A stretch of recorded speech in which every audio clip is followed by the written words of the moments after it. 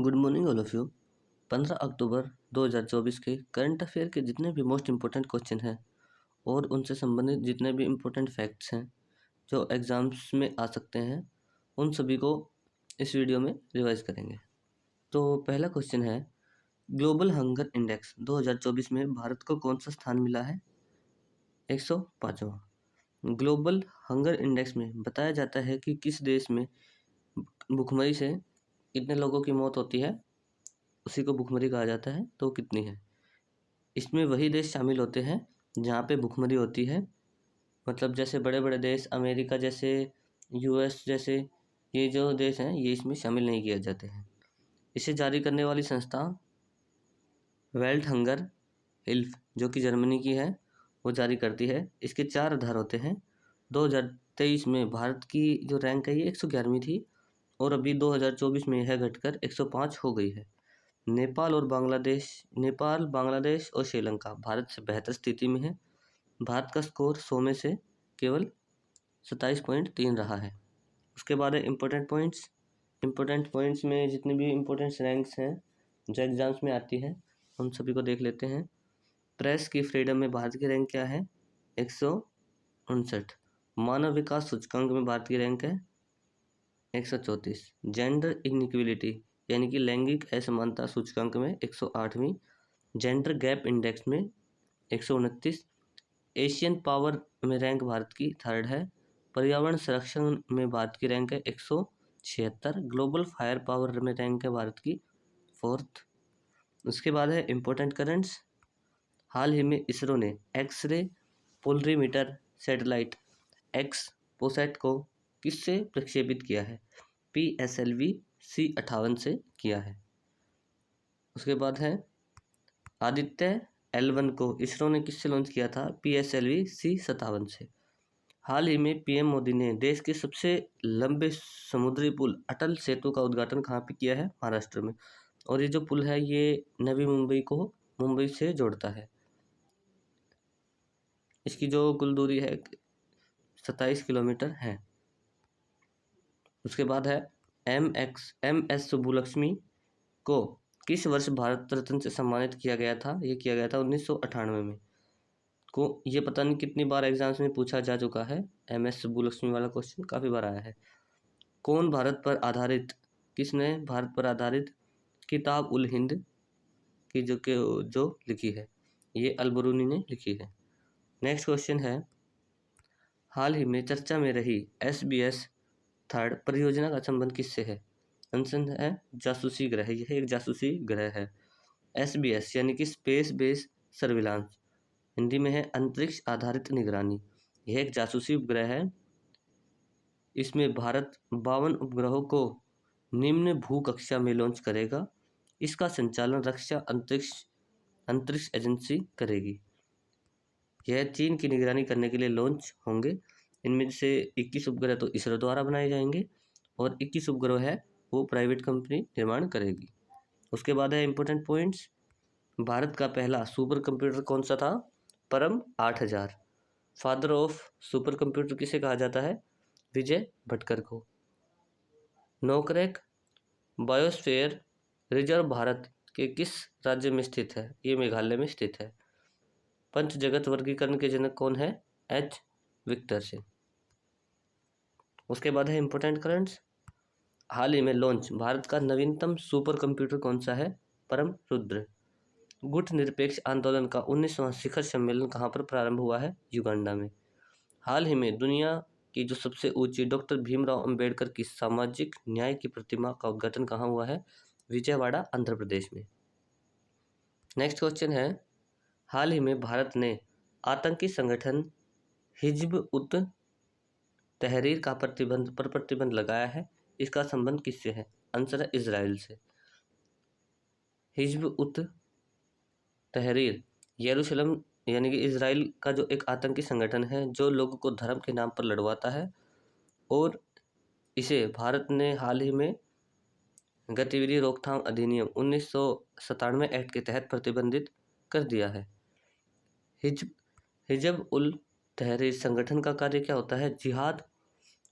जिहाद के नाम पर लड़वाना लोगों को और आतंकी गतिविधियों को बढ़ावा देना। ये इनके कार्य होते हैं। उसके बाद है इम्पोर्टेंट पॉइंट्स। लेबनान का आतंकी संगठन है, उसका क्या नाम है? हिजबुल्लाह। इजराइल की मुद्रा का क्या नाम है? New shekel. इजराइल की संसद का नाम क्या नाम है? नीसेट। उसके बाद है इजराइल की संसद का नाम क्या है? नीसेट। इजराइल के प्रधानमंत्री कौन है? Benjamin Netanyahu. भारत में पूर्ण स्वराज्य कब मनाया गया था? ये गया था 26 जनवरी 1930 को, इसीलिए हम 26 जनवरी को जो है गणतंत्र दिवस मनाते हैं। उसके बाद है इम्पोर्टेंट करंट्स। इजराइल में फंसे भारतीयों को निकालने के लिए कौन सा ऑपरेशन चलाया गया था? ऑपरेशन अजय। भारत के 75वें गणतंत्र दिवस 2024 के समारोह में मुख्य अतिथि कौन थे? फ्रांस के राष्ट्रपति मैक्रोन। 2024 के गणतंत्र दिवस समारोह में सर्वश्रेष्ठ झांकी किस राज्य की थी? उड़ीसा राज्य की। हाल ही में 43 वर्ष की उम्र में युगल में ग्रैंड स्लैम जीतने वाले सबसे उम्रदराज खिलाड़ी कौन बन गए हैं? रोहन बोपन्ना। भारत सरकार अधिनियम 1919 पारित होने के बाद भारत सरकार के कार्य को अध्ययन करने के लिए कौन सा संवैधानिक आयोग स्थापित किया गया था? Montagu champs act. Simon commission Bharat में कब आया था? 1928 में। लेकिन जो साइमन कमीशन का निर्माण है ये 1927 में किया गया था, और जो ये भारत आया था ये आया था 1928 में। नेक्स्ट क्वेश्चन है, यूनिसेफ को स्वास्थ्य और पोषण सहायता प्रदान करने वाला तीसरा सबसे बड़ा आपूर्तिकर्ता देश कौन सा बन गया है? आंसर है भारत देश है वो बन गया है। यूनिसेफ को स्वास्थ्य संबंधित दवाइयाँ, टीके, वैक्सीन वगैरह और पोषण संबंधी खाद्य पदार्थ, भोजन इत्यादि सहायता प्रदान करने वाला तीसरा देश है वो भारत बन गया है। उसके बाद है इम्पोर्टेंट पॉइंट्स। यूनिसेफ की स्थापना कब हुई थी? ये हुई थी 1946 में। यूनिसेफ की फुल फॉर्म क्या है? United nation children funds. Hindi में है संयुक्त राष्ट्र बल कोष। यूनिसेफ का मुख्यालय कहाँ पे है? न्यूयॉर्क में। यूनिसेफ के वर्तमान अध्यक्ष कौन है? Catherine Russell. उसके बाद है इम्पोर्टेंट करंट्स। हाल ही में भारतीय नौसेना में शामिल किया गया पहला सर्वेक्षण पोत कौन सा है? पहला तो है INS संध्यायक और दूसरा है INS निर्देशक। टोटल 4 का निर्माण होना है, लेकिन अभी तक 2 का निर्माण हुआ है, तो आपको ये चारों जो है याद रखने पड़ेंगे। हाल ही में वैज्ञानिकों ने दुनिया के सबसे बड़े सांप यूनेक्टस अकाइमा का खोज की है। कहाँ पे की है? अमेज़न के जंगलों में मिला है। उसके बाद है परितंत्र, इकोसिस्टम शब्द के प्रतिपादक कौन थे? ये थे टैंसले। उसके बाद है इकोलॉजी यानी कि परिस्थितिक शब्द के प्रतिपादक कौन थे? Ernest Haeckel. किसी व्यक्ति के राज्यपाल के रूप में नियुक्ति के लिए न्यूनतम आयु कितनी होनी चाहिए? 35 वर्ष। नेक्स्ट क्वेश्चन है, हाल ही में 149वीं अंतर संसदीय संघ IPU असेंबली कहाँ प्रारंभ हुई है? आंसर है जिनेवा में। IPU अंतर संसदीय संघ यानी कि इंटर गवर्नमेंट पार्लियामेंट यूनियन, इसमें पूरे विश्व की पार्लियामेंट्स भाग लेती हैं। यह अभी 13 अक्टूबर से 17 अक्टूबर तक जिनेवा में होगी। भारत की तरफ से इसमें 18वीं लोकसभा के स्पीकर ओम बिरला वो है भाग लेंगे, उसे लीड करेंगे। इसकी स्थापना 1889 में हुई थी। इसका मुख्यालय जिनेवा जो स्विट्जरलैंड है वहीं पे स्थित है, और यहीं पे इस बार जो है बैठक हो रही है। इसके जो कुल सदस्य देश हैं वो हैं 180 देश। उसके बाद है इम्पोर्टेंट करंट्स।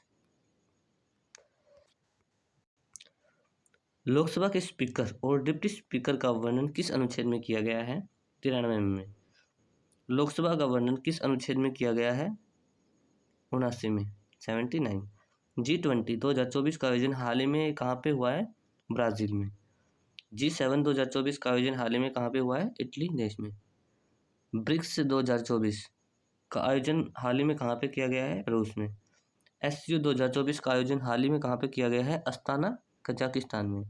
आसियान 2024 का आयोजन कहाँ पे हुआ है? लाओस में। ये सभी जो आयोजन है ये काफ़ी इम्पोर्टेंट्स होते हैं, एक ना एक एग्जाम में जरूर आता है। हाल ही में देश के लोकपाल पद पर किसे नियुक्त किया गया है? अजय मणिक राव को। हाल ही में लाचित बोरफुकन की 125 फुट प्रतिमा स्टैचू ऑफ वेलोर का अनावरण कहाँ पे हुआ है? जोरहाट, असम में। लाई हरोबा भारत के किस शास्त्रीय नृत्य की शैली है? मणिपुर की। The race of my life in autobiography किस भारतीय एथलीट की आत्मकथा है? मिल्खा सिंह की। नेक्स्ट क्वेश्चन है, हाल ही में केंद्र सरकार ने किसे 14वीं महारत्न CPSE का दर्जा दिया है? महारत्न कंपनी का दर्जा दिया है। आंसर है हिंदुस्तान एरोनॉटिकल लिमिटेड। CPSE की फुल फॉर्म क्या होती है? सेंट्रल पब्लिक सेक्टर एंटरप्रेन्योरशिप, यानी कि केंद्रीय सरकारी उद्यम। भारत की 14वीं नंबर की महारत्न कंपनी की मंजूरी हिंदुस्तान एरोनॉटिकल लिमिटेड को मिली है और यह भारत की वित्त मंत्री निर्मला सीतारमन ने दी है। उसके बाद है इंपॉर्टेंट पॉइंट्स। हल्के लड़ाकू विमान हेलीकॉप्टर तेजस, नाम है तेजस, और हल्का लड़ाकू हेलीकॉप्टर है। उसके बाद प्रचंड, ये दोनों हल्के लड़ाकू हैं। इनका निर्माण जो करने वाली है, ये एग्जाम्पल के लिए बताया गया है ताकि आपको याद रहे, उसका निर्माण हिंदुस्तान एरोनॉटिकल लिमिटेड ने ही किया था। इसके बाद है, ये दोनों भी काफ़ी इंपॉर्टेंट्स हैं। 13वें नंबर की महारत्न कंपनी कौन सी बनी थी? Oil India limited. 12वें नंबर की महारत्न कंपनी कौन सी थी? Rural electrification corporation limited. 2011 के 97वें संविधान संशोधन अधिनियम ने राज्य के एक नीति निर्देशक सिद्धांत को जोड़ा जो किससे संबंधित है? यह है सहकारी समिति को जोड़ा गया था इसमें। नेक्स्ट क्वेश्चन है, जाकिर हुसैन, अल्लाह रखा, साबिर खान, पंडित कृष्ण महाराज, पंडित ज्ञान प्रकाश और संदीप दास किस वाद्य यंत्र से के लिए प्रसिद्ध हैं? ये तबला वादक थे। नेक्स्ट क्वेश्चन है, हाल ही में भारत का पहला एकीकृत राज्य स्तरीय साइबर कमांड और नियंत्रण केंद्र का उद्घाटन कहाँ पे हुआ है? आंसर है महाराष्ट्र में। साइबर कमांड और नियंत्रण केंद्र नवी मुंबई, महाराष्ट्र में स्थापित किया गया है। यह भारत का पहला एकीकृत कमांड सेंटर है। इसकी शुरुआत महाराष्ट्र के जो डिप्टी CM है देवेंद्र फडणवीस ने की है। उसके बाद इंपॉर्टेंट पॉइंट्स, साइबर क्राइम को रोकने के लिए जो हेल्पलाइन नंबर है वो क्या है? 1930। महाराष्ट्र के मुख्यमंत्री कौन है अभी वर्तमान में? एकनाथ शिंदे। भारतीय संविधान का कौन सा अनुच्छेद समान न्याय और निःशुल्क कानूनी सहायता से संबंधित है? यह है 39A। सत्यशोधक समाज की स्थापना वो किसने की थी? ज्योतिबा राव फूले ने 1873 में। ज्योतिबा राव फूले की पुस्तक का क्या नाम है? गुलामगिरी। ये दोनों काफ़ी इंपॉर्टेंट है और काफ़ी बार पूछे भी जा चुके हैं और आगे भी पूछे जा सकते हैं। इंपॉर्टेंट करंट्स है, हाल ही में चर्चा में रही एक राष्ट्र एक चुनाव पर उच्च स्तरीय समिति की अध्यक्षता किसने की है? रामनाथ कोविंद ने। हाल ही में भारत सरकार ने किस देश में स्थित सिटवे बंदरगाह के परिचालन का अधिकार हासिल किया है? म्यांमार। नेक्स्ट क्वेश्चन है, NCPCR की रिपोर्ट के अनुसार बाल विवाह के खिलाफ लड़ाई में अग्र राज्य कौन सा रहा है? उत्तर प्रदेश। और सबसे जो कम रहा है वो रहा है कर्नाटक। सबसे ऊपर तो रहा है उत्तर प्रदेश, सबसे कम कर्नाटक। NCPCR के बारे में जान लेते हैं।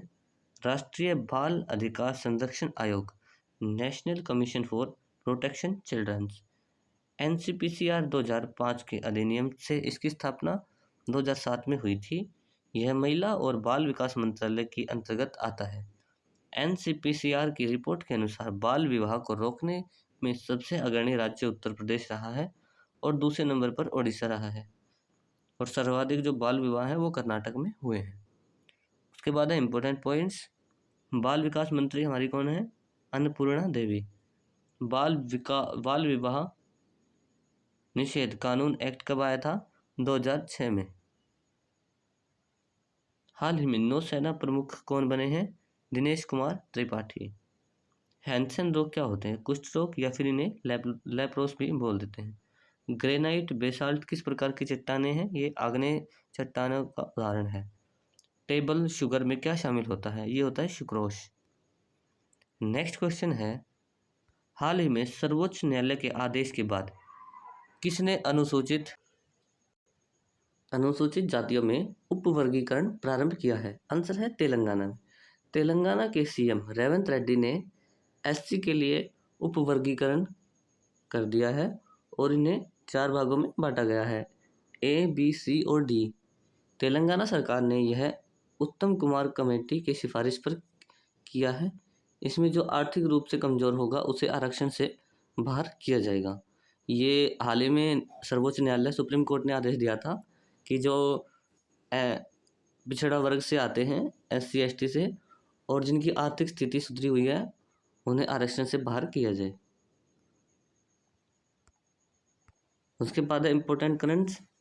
क्रीमी लेयर के में आरक्षण नहीं होगा और आरक्षण की सीमा 50% होगी। यह सुप्रीम कोर्ट ने सबसे पहली बार किस केस में कही थी? यह कही थी इंदिरा साहनी केस 1992 में। क्रीमी लेयर ये होता है कि कुछ इनकम की सीमा बना दी जाती है, जैसे 1 लाख, 1.5 लाख सालाना। तो अगर उससे ज़्यादा होती है तो क्रीमी लेयर में आते हैं, अगर उससे ज़्यादा नहीं होती है वो नॉन क्रीमी लेयर में आते हैं और उन्हें ही आरक्षण वो मिलता है। हाल ही में कैंडिडेट्स शतरंज टूर्नामेंट का खिताब किसने जीतने वाले सबसे कम उम्र के चैलेंजर्स कौन हैं? डी, गुकेश। शून्य, आदर्श या फिर नोबल गैस, ये सभी कहा जाता है इनको। यह कौन सी गैसें होती हैं? ये होती है हीलियम, नियोन, आर्गन, क्रिप्टॉन और जीनोम। ये सभी जो है वे शून्य, आदर्श या फिर नोबल गैसें होती हैं। जादूगोड़ा की खान किसके लिए प्रसिद्ध है? ये यूरेनियम के लिए प्रसिद्ध है। यूरेनियम की खान है और झारखंड में स्थित है। उसके बाद है नेक्स्ट क्वेश्चन, हाल ही में मध्य प्रदेश सरकार ने किसे किशोर कुमार पुरस्कार से सम्मानित किया है? आंसर है राजकुमार हिरानी। राजकुमार हिरानी जो हैं ये मुन्ना भाई MBBS, 3 इडियट्स और हाल ही में आई डंकी फिल्म, इन सभी फिल्म के जो निर्माता हैं, डायरेक्टर, वो राजकुमार हिरानी हैं और इन्हीं को हाल ही में मध्य प्रदेश सरकार ने किशोर कुमार पुरस्कार से सम्मानित किया है। उसके बाद है इम्पोर्टेंट करंट्स। हाल ही में नेशनल फिल्म अवार्ड्स में बेस्ट एक्टर का पुरस्कार किसे मिला है? ये मिला है ऋषभ शेट्टी को। हाल ही में दादा साहेब फाल्के पुरस्कार है, वो किसे दिया गया है? मिथुन चक्रवर्ती को। 2024 में पद्म भूषण का अवार्ड है, वो किसे मिला था? वो मिला है मिथुन चक्रवर्ती को।